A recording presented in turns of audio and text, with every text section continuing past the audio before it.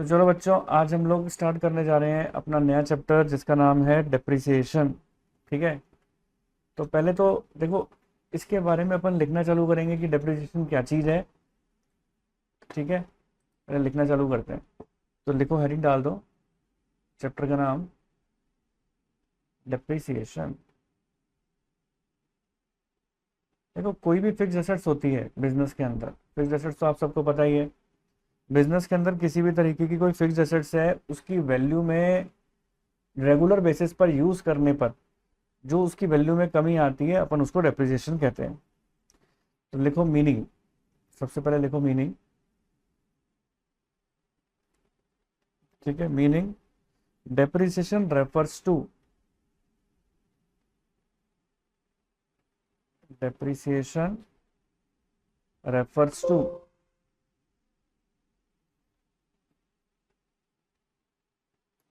fall in the value of fixed assets, fall in the value of fixed assets। ठीक है, due to normal, due to normal wear and tear, wear and tear. ठीक है, passage of time,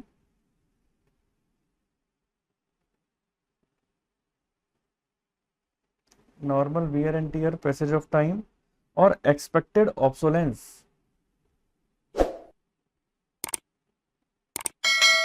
obsolescence बोलते हैं उसको, obsolescence, और any other reason, any other reason. ठीक है, लिख लो पहले इस डेफिनेशन को, फिर आगे बताता हूं आपको।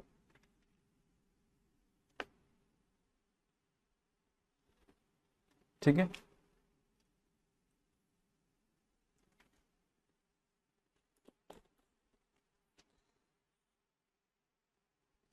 देखो इसके अंदर क्या लिखवाया है मैंने। इसके मीनिंग के अंदर मैंने लिखवाया है कि जैसे कोई भी एसेट है, पहले आप इसको मान के चलो, ऐसे ऐसे आप इसको डायग्राम से समझ के चलो। कोई भी एसेट है, अगर मैं आपको इसको एग्जांपल लेके चलता हूँ कि मान के चलिए आप अपने घर में कार लेकर आए। ठीक है, आप अपने घर में कार लेकर आए और कार आपने, आपके कार को यूज़ करते हुए घर में कितना टाइम बीत गया।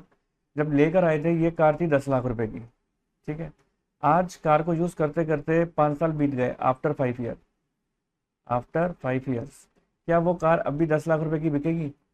आंसर है नहीं। क्यों? क्योंकि due to passage of time, passage of time आपने क्या कहते हैं उसको रेगुलर यूज करने पर उसकी वैल्यू में जो कमी आती है ना, उसे अपन डेप्रिसिएशन कहते हैं। ठीक है, तो वो अब कितने बिकेगी आफ्टर 5 ईयर। जो अगर अपन उसको सेल करने जाएंगे तो उसका वैल्यूएशन कराएंगे तो शायद 6 लाख की या 7 लाख की ही बिकेगी, 6 और 7 लाख की। ये मैं अंदाजे से बता रहा हूँ, अपना एक एस्टिमेट। मैं बताना इसमें सिर्फ इतनी सी बात चाहता हूँ आपको कि due to normal use of assets, आप मशीन ले लो, कोई आप अपने किसी भी तरीके की बिजनेस के अंदर आप एसेट ले लेते हो, तो उसको अपन रेगुलर बेसिस पर जब यूज करते हैं तो वो उतने वैल्यू की नहीं बिकती, उससे कम वैल्यू की बिकती है। क्योंकि नॉर्मल यूज करते करते उसकी वैल्यू में जो कमी आती है उसे अपन डेप्रिसिएशन कहते हैं। उसी डेप्रिसिएशन की अपन को अकाउंटिंग करनी है यहाँ पर। आज आप मोबाइल खरीद कर आते हो, मान लो अब मैं फोन खरीद कर आया, एप्पल आईफोन 1.5 लाख रुपए का। ठीक है, आईफोन 16 प्रो। ठीक है, आ गया, नया लॉन्च हो गया। अब 16 प्रो को जब आज से 5 साल बाद बेचूंगा तो क्या वो उतने में बिक जाएगा? या मान के चलो जब आईफोन 10 आया था, आज वो 10 की कीमत जितने में पहले खरीदा था, आज क्या उतनी वैल्यू मिलती है उसकी? आंसर है नहीं। क्योंकि उसके रेगुलर बेसिस पर यूज करने पर उसकी वैल्यू में जो कमी आती है उसे अपन डेप्रिसिएशन कहते हैं। और उस डेप्रिसिएशन की अपन को यहाँ पर क्या करनी है? अकाउंटिंग करनी है। ठीक है, तो देखो अब इसके अंदर क्या चीज होती है, accounting, accounting treatment of depreciation आपको बताऊंगा। अकाउंटिंग ट्रीटमेंट सीखेंगे तो सबसे पहले तो देखो मैं आपको ये बात बताने चाह रहा हूं कि जब भी आप कोई एसेट्स परचेज करते हो तो हम क्या जर्नल एंट्री करते हैं? व्हेन, याद रखना कि डेप्रिसिएशन यूजुअली फिक्स्ड एसेट्स के ऊपर ही लगता है। ठीक है, तो लिख लो depreciation calculated on fixed assets only, on fixed assets only, fixed assets के ऊपर ही लगता है डेप्रिसिएशन। ठीक है, साथ साथ लिखते चले जाना मेरी बात। अब मैंने आपको क्या बात बोली, व्हेन फिक्स्ड एसेट्स परचेज, जब आप फिक्स्ड एसेट्स को परचेज करते हो तो क्या जर्नल एंट्री करते हैं। आपने जर्नल एंट्रीज में सीख कर आए हो कि हमने अगर मान के चलिए कोई भी फिक्स्ड एसेट्स परचेज की, तो आप जर्नल एंट्री क्या करते हो, हम एंट्री करते हैं fixed assets account debit to cash या bank, fixed assets account debit to cash या फिर बैंक, यही लिखते हैं। चेक से पेमेंट किया तो टू बैंक, और कैश से किया तो टू कैश। अब मैं आपको सेकेंड एंट्री इसके अंदर लिखवाने जा रहा हूं, when depreciation charge on fixed assets, जब फिक्स्ड एसेट्स के ऊपर आप देखो डेप्रिसिएशन चार्ज करते हो तो क्या एंट्री करते हैं।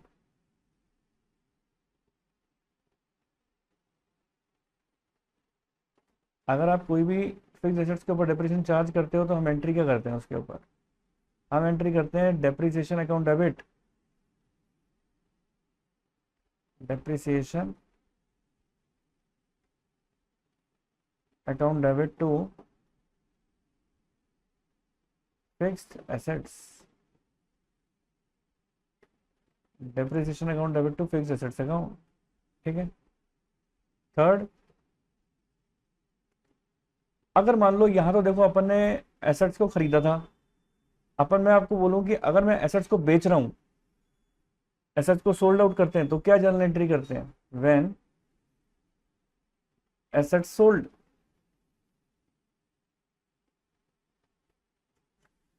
व्हेन एसेट्स सोल्ड, अगर आप एसेट को देखो बेचते हो तो हम क्या जर्नल एंट्री करते हैं, एसेट को बेचने पर, खरीदने पर एंट्री करते हो फिक्स्ड एसेट्स टू कैश, तो बेचने पर क्या करेंगे, cash account debit to fixed assets, है ना।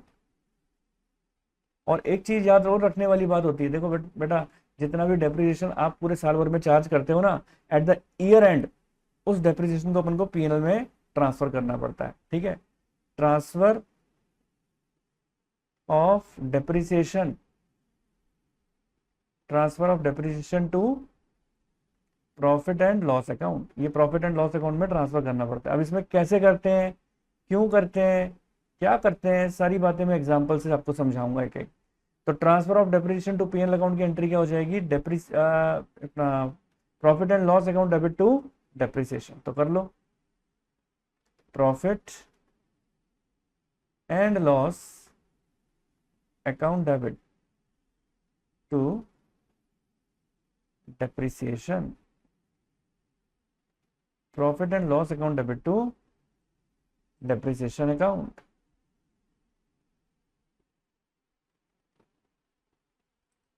ठीक है जी, चलिए अब बढ़ते हैं आगे।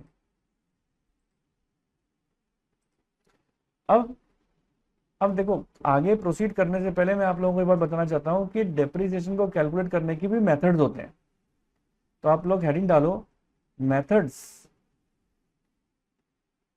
Methods to calculate depreciation, depreciation को कैलकुलेट करने के कौन कौन से मेथड्स होते हैं, following are the methods to calculate depreciation, following, साथ साथ लिखें बच्चों, देखने से कुछ समझ में नहीं आएगा, following are the methods to calculate depreciation. Okay, कौन कौन से मेथड है, पहला मेथड, फर्स्ट मेथड होता है straight line method, straight line method. दूसरा मेथड क्या होता है, दूसरा मेथड होता है डिमिनिशिंग बैलेंस मेथड। ठीक है, स्ट्रेट लाइन मेथड को प्यार से मम्मी घर में ओरिजिनल कॉस्ट मेथड भी बुलाती है, ओरिजिनल कॉस्ट मेथड, क्या बुलाती है, original cost method.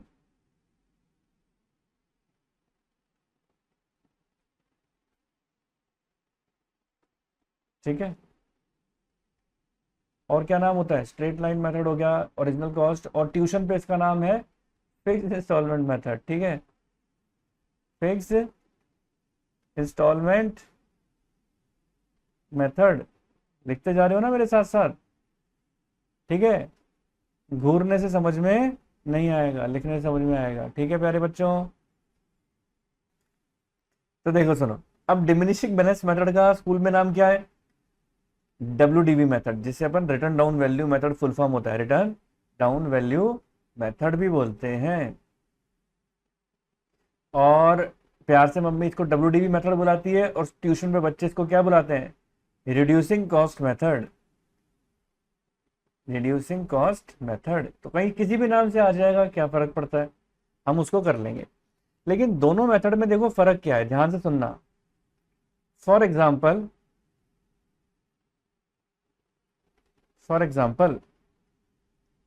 Machine machine costing rupees, machine costing rupees 1 lakh, depreciation at the rate 10% per annum. ठीक है ना, ईयर एंड्स ऑन 31 मार्च। ठीक है, अब आप देखो, एक जगह है आपका कौन सा, एक जगह है आपका स्ट्रेट लाइन मेथड, यहाँ देखो ऐसे, एक जगह है आपका स्ट्रेट लाइन मेथड, फर्क समझना दोनों में, और एक जगह है आपका WDV मेथड। पहले मैं एग्जांपल से समझा देता हूं, फिर इसके बारे में मैं लिखवा दूंगा आपको। ठीक है, और ध्यान से सुनते चले जाना है क्या। ओके, अब ध्यान से देखो क्या लिखा हुआ है इसमें। जैसे देखो, मशीन की ओरिजिनल कॉस्ट कितनी थी, original cost of machine, original cost of machine कितनी है, अभी मैंने बताया ना, मशीन हमने खरीदी थी कितने की, 1 लाख रुपीज की, और डेप्रिसिएशन की रेट है उसके ऊपर कितनी, 10% की।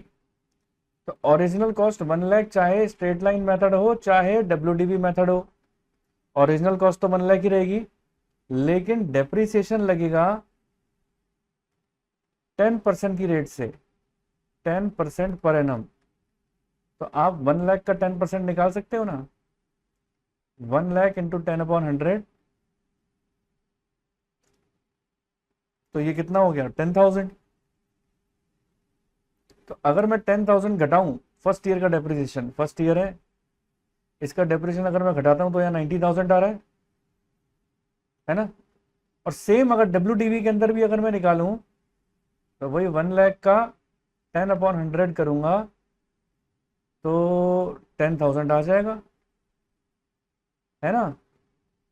ये कितना आ जाएगा, 90,000। यानी मजे की बात यह है, पहले साल के अंदर स्ट्रेट लाइन मेथड हो या WDV मेथड हो, दोनों के अंदर किसी तरीके का कोई फर्क नहीं होता। फर्क कौन से ईयर में आना चालू होता है, सेकेंड ईयर से। पहले साल के अंदर दोनों में सेम लगता है डेप्रिसिएशन, लेकिन देखो अब ये बैलेंस उतर गया ना फर्स्ट ईयर का, balance of first year. First year का बैलेंस का मतलब है 1 साल बाद आपकी मशीन की कीमत कितनी है ना। आ गया।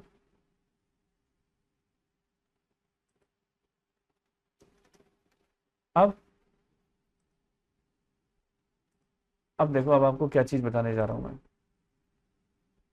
ध्यान से सुनना बात मेरी। देखो, अब मैं आपको बोलूं कि अगर स्ट्रेट लाइन मेथड होता है तो सेकंड ईयर का डेप्रिसिएशन कितना लगेगा।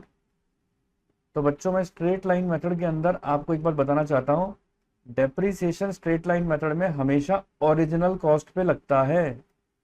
आपकी ओरिजिनल कॉस्ट कितनी है, 1 लाख रुपीज, चाहे कुछ भी हो, हमेशा डेप्रिसिएशन 1 लाख पे ही लगेगा। तो 1 लाख का 10/100, फिर से डेप्रिसिएशन कितना आ जाएगा, वही 10,000, कितना हो गया 90,000। लेकिन डब्ल्यू की क्या पहचान है कि डब्ल्यू के ऊपर डेप्रिसिएशन पता है कौन से अमाउंट पे लगता है, बैलेंस अमाउंट पे, समझे। ये जो बैलेंस आया था ना फर्स्ट ईयर का, अब उसके ऊपर लगेगा, बैलेंस अमाउंट पे लगेगा। तो आप 90,000 का कितना निकाल लोगे, 10/100। ठीक है, एक जीरो से गया, एक जीरो गया, 9,000 आ गया। अब यहां पर कितना आ जाएगा, 81,000। तो ये कौन से ईयर का डेप्रिसिएशन हो गया, सेकेंड ईयर का। अब थर्ड ईयर की अगर मैं बात करूं, लेस डेप्रिसिएशन, ठीक है, लेस डेप्रिसिएशन कितना, डेप्रिसिएशन देखो इसके अंदर हो जाएगा आपका वही ओरिजिनल कॉस्ट के ऊपर। ओरिजिनल कॉस्ट देखो अपनी कितनी है, 1 लाख है, तो 1 लाख का निकाल लो 10%। ठीक है, लो 1 लाख इंटू 10/100। एक जीरो से ये जीरो गया, इस जीरो से ये जीरो गया, कितना आ गया 10,000। माइनस करो, कितना अमाउंट आ जाएगा 80,000। लेकिन यहां पर डेप्रिसिएशन कौन से अमाउंट पे लगेगा, बैलेंस अमाउंट पे। ठीक है, अब बैलेंस कितना आ जाएगा देखो हमारा, यहां पर ये हो गया 81,000, इसका 10% निकालो 8100, है ना। तो कितना आ जाएगा ये, चलो कैलकुलेटर पे कैलकुलेट करके देखते हैं। 81,000 माइनस 8100, 72,900 आ जाएगा। ठीक है, तो अभी आपको बात समझ में आई होगी, मैं आपको कहना क्या चाहता हूं। मैंने आपको ये बात बोली है, स्ट्रेट लाइन मेथड में और डब्ल्यू के अंदर क्या फर्क होता है, डिमिनिशिंग बैलेंस जैसे बोलते हैं, दोनों के अंदर फर्क यही है कि स्ट्रेट लाइन मेथड के अंदर तो हमेशा डेप्रिसिएशन ओरिजिनल कॉस्ट पे लगता है, और डब्ल्यू के अंदर डेप्रिसिएशन कौन से अमाउंट पे लगता है, हमेशा बैलेंस अमाउंट पे लगता है। ठीक है, चलो अब लिखो इसको, इसके बारे में लिखो। लिखो स्ट्रेट लाइन मेथड, पहले हम स्ट्रेट लाइन मेथड के बारे में लिखवा रहा हूं। स्ट्रेट लाइन मेथड जिसे अपन फिक्स्ड इंस्टॉलमेंट मेथड भी कहते हैं। ठीक है, in straight line method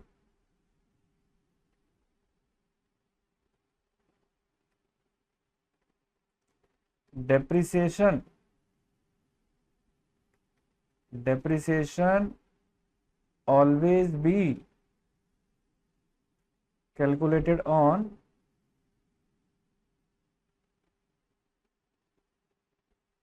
original cost of assets, original cost of assets।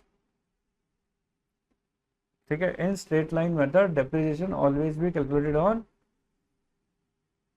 Original cost of assets. ठीक है, और डब्ल्यू, अच्छा इसमें एक बात और बताना चाहता हूँ, चलो पहले एक बार डब्ल्यू के बारे में लिखो फिर समझाता हूँ आपको। डब्ल्यू मेथड, इसको डिमिनिशिंग बैलेंस मेथड भी कहते हैं। In this method,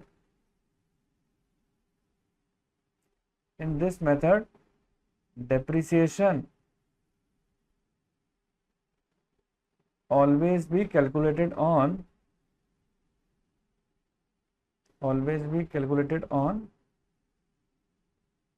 balance amount of assets। Assets का जो भी बैलेंस अमाउंट होगा उसी के ऊपर ही डेप्रिसिएशन आपका कैलकुलेट होता है। ठीक है, चलो अब ध्यान से सुनना आगे की बातें। देखो लिखो, पहले मैं अब स्ट्रेट लाइन मेथड को ही आगे और एक्सप्लेन कर रहा हूं। इसमें एक चीज ध्यान रखना, स्ट्रेट लाइन मेथड में, स्ट्रेट लाइन, अब देखो आप स्ट्रेट लाइन मेथड के बारे में एक चीज और लिखना चालू करो। इसमें लिखो sometimes rate of depreciation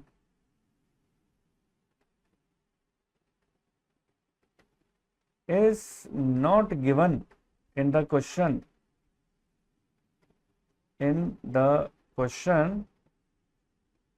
while calculating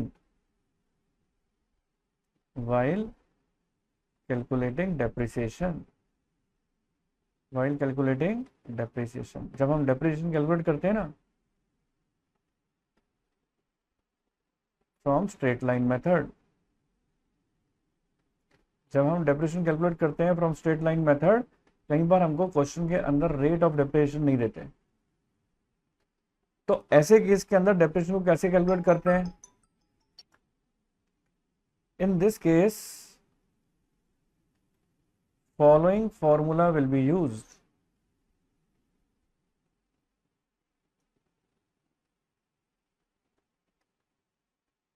अब ऐसे केस के अंदर मान के चलो अगर आपको नहीं दे रखा होता है तो कौन सा फॉर्मूला यूज करते हैं वही बताने जा रहा हूं मैं आपको, है ना.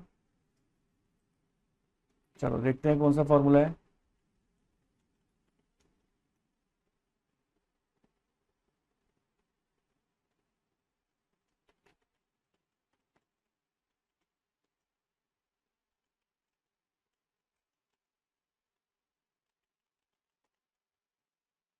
चलो देखें.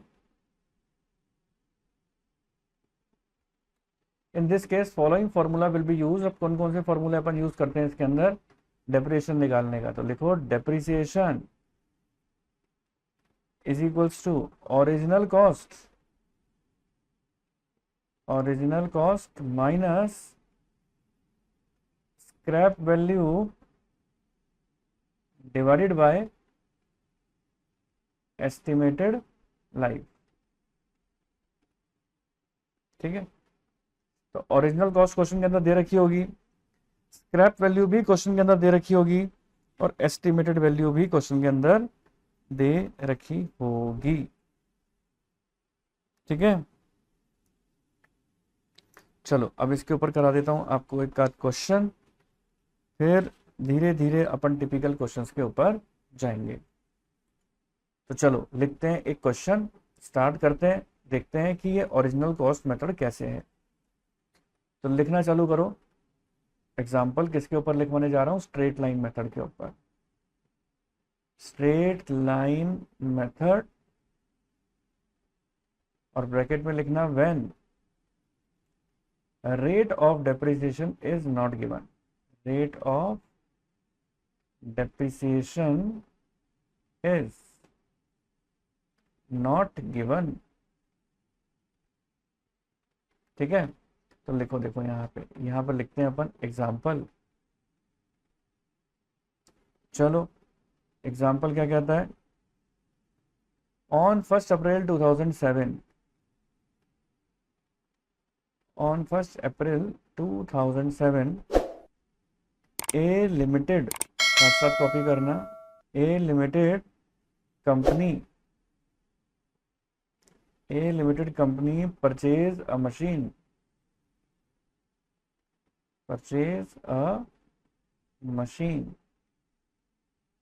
ठीक है, for rupees 1,90,000 and spent rupees 10,000 on its installation.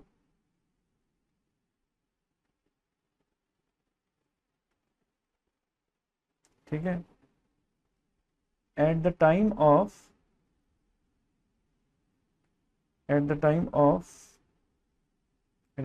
की जगह लिखो at the date of, लिखो at the date of purchase. ठीक है, at the date of purchase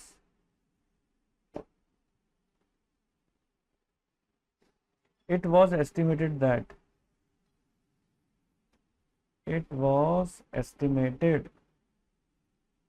ठीक है, at the date of purchase it was estimated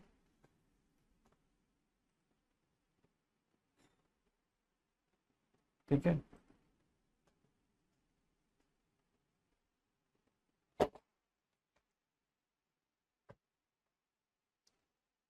at the date of purchase it was estimated that the scrap value the scrap value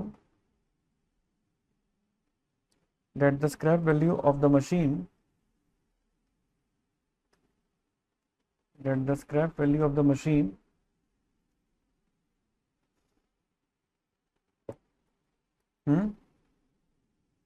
would be rupees 50,000 would be rupees 50,000 at the end of 6th year end of 6th year। ठीक है, अब क्या लिखा हुआ है आगे, give the journal entries machine account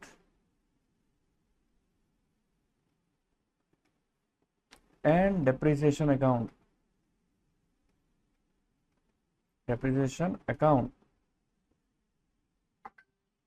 for 4 years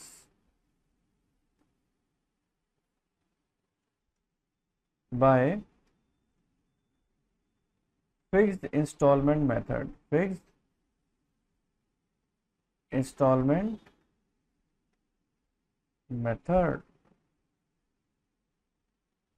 ठीक है ना, लिख दिया साफ साफ। आगे लिखो, books are closed on 31st March every year। books are closed on 31st March every year। अब देखो मेरे प्यारे बच्चों, मैं आपको देखो क्या चीज बता रहा हूं। देखो इसके अंदर जब भी आप क्वेश्चन इस तरीके का आता है, आप सबसे पहले देखोगे कि क्वेश्चन में आपको इन्फॉर्मेशन क्या दे रखी है। On 1 April 2007 a limited company purchase a machine purchase किया है, कितने की है, 1,90,000 की। तो यहां आप सॉल्यूशन के वक्त सबसे पहले लिखो गिवन दैट इंफॉर्मेशन, ऐसे लिखा करो गिवन दैट। क्या गिवन दैट है, मशीन परचेज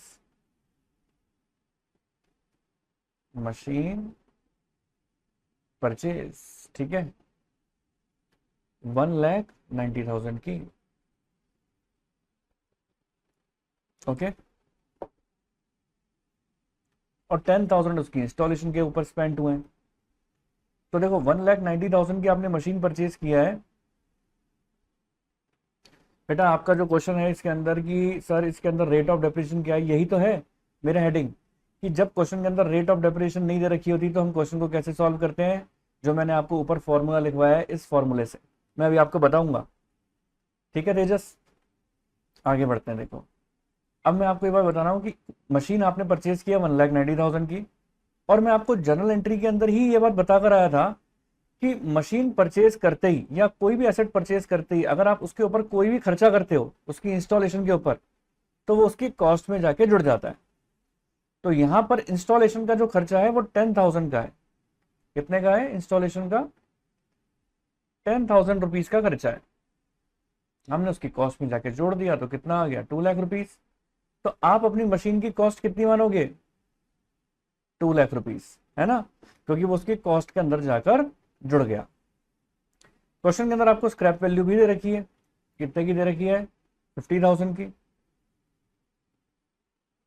ये जो बच्चों स्क्रैप वैल्यू दे रखी है ना 50,000 की, इसका मतलब है 6 साल के बाद आपकी स्क्रैप वैल्यू है ये। स्क्रैप वैल्यू मतलब होता है कबाड़ की वैल्यू। कबाड़ की वैल्यू का मतलब है जैसे अपन ने कबाड़ी, जैसे मान लो 6 साल के बाद अब मशीन चलना बंद हो जाएगी, बेकार हो जाएगी बिल्कुल मशीन हमारी, तो हम उसको क्या काम करेंगे, कबाड़ी को बेच देंगे। कबाड़ी होता है ना, कबाड़ी है ना, उसको बेच देंगे। तो जब उसको बेच दोगे तो उससे अपन को कितने पैसे मिल जाएंगे, 50,000। अब देखो स्कूटर खरीदा था, 10 साल 15 साल हो गए स्कूटर को यूज करते हुए। किसी ने दोस्त ने पूछा यार भाई तेरा स्कूटर कैसा चल रहा है, बोल रहा है भाई कुछ नहीं बढ़िया चल रहा है, बस हॉर्न के अलावा सब कुछ बचता है। हॉर्न के अलावा सब कुछ बचता है। इसका मतलब क्या है कि भाई साहब स्कूटर भजन कीर्तन कर रहा है, कुछ नहीं है, सारे पार्ट्स इधर उधर हो चुके हैं, सब बेकार है। तो मतलब यही है, अब वो स्कूटर किसको बेच सकते हैं? कबाड़ी को। ऐसी घर में कितनी सारी चीजें होती हैं जो बिल्कुल मतलब यूज कर करके बेकार हो जाती हैं, अल्टीमेटली अपन किसको बेच देते हैं? कबाड़ी को। तो उसने बोला कि साहब जो कबाड़ की जो स्क्रैप की वैल्यू है इसकी, वो कितनी है इसकी आफ्टर 6 ईयर, वो है 50,000 की, है ना। अब आपको क्वेश्चन के अंदर देखो कहीं पे भी नहीं दे रखा कि डेप्रिसिएशन की रेट कितनी है, तो कोई दिक्कत नहीं है, कौन सी बड़ी बात है, हम निकाल लेंगे। मैंने अभी आपको बताया कि जब डेप्रिसिएशन की रेट नहीं दे रखी होती तो हम लगाते हैं फॉर्मूला, और फॉर्मूला था ओरिजिनल कॉस्ट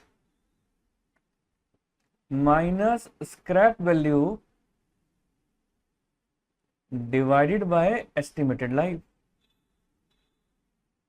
ठीक है, original cost minus scrap value divided by estimated life. तो मेरी ओरिजिनल कॉस्ट कितनी है? मेरी ओरिजिनल कॉस्ट मैंने अभी निकाली थी ना, देखो 2 lakh rupees cost of the machine,